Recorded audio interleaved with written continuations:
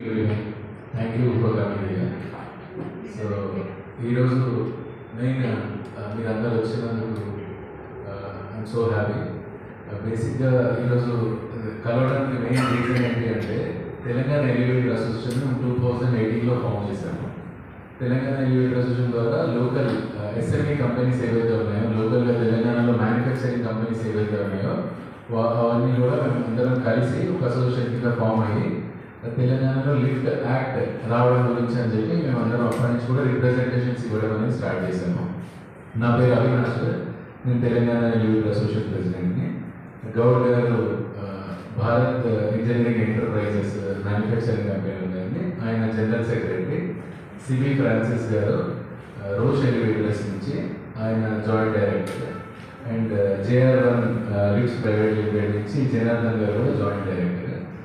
మా అసోసియేషన్లో ఇట్లా తెలంగాణలో ఏవైతే మ్యానుఫ్యాక్చరింగ్ కంపెనీస్ ఉన్నాయో వాళ్ళందరం కూడా కలిపి అసోసియేషన్ ఫామ్ చేసుకోవడం జరిగింది.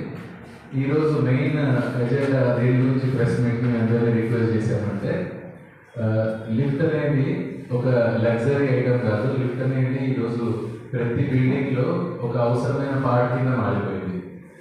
లిఫ్ట్ కొనుక్కున్న వాళ్ళు కానివ్వండి, లిఫ్ట్ వాడుకునే వాళ్ళు కానివ్వండి, ప్రతి ఒక్కరు లిఫ్ట్ కొనుక్కోము, కానీ ప్రతి బిల్డింగ్లో వెళ్ళినప్పుడు మనం లిఫ్ట్ అనేది వాడుకుంటూ ఉంటాము.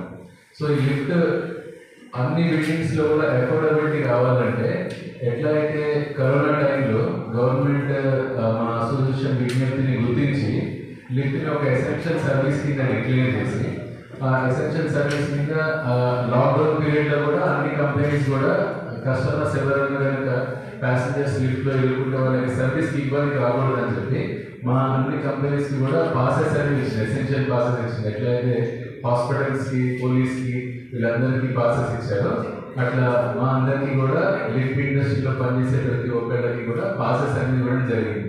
ఎందుకంటే లిఫ్ట్ అనేది ఒక ఎసెన్షియల్ సర్వీస్ కింద గవర్నమెంట్ ఇంతకు ముందే గుర్తించింది. సో ఇప్పుడు కూడా జిఎస్టీ ఏదైతే ఉందో, ఇప్పుడు జిఎస్టీ 2.0 న్యూ రిఫార్మ్స్ వచ్చాయి. సెంట్రల్ గవర్నమెంట్, స్టేట్ గవర్నమెంట్స్ కలిసి మన ప్రతి ఐటమ్ పైన ఏదైతే కాస్ట్లీ ఐటమ్స్ ఉన్నాయో, లగ్జరీ ఐటమ్స్ ఉన్నాయో వాటిపైన సేమ్